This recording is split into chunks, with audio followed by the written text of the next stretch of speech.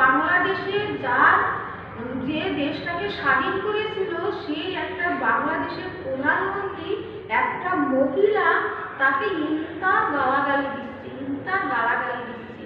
এটা কোনো সভ্যদেশের ভাষা হলো? একটা মায়ের বয়সী তাকে গালাগালি দিচ্ছে।